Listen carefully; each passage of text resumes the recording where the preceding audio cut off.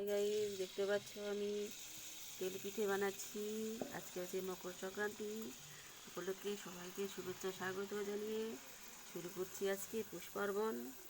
তো পিঠে আমার ভাজা হচ্ছে, তোমাদেরকে আমি পিঠে ভাজা দেখাচ্ছি।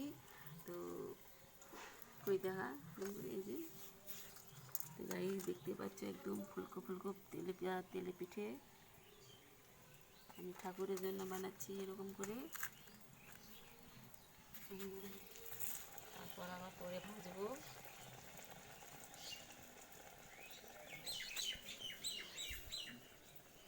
শক্ত হয়ে যাচ্ছে নাকি? তো গাইস তোমরা ভিডিওটি দেখতে থাকো আর দেখে নিয়ে তোমরা লাইক কমেন্ট শেয়ার করো। দেখতে পাচ্ছ একদম তেলে ভাজা পিঠে একদম সেই হয়েছে, কামড় ধরে একদম নরম মুচমুচে।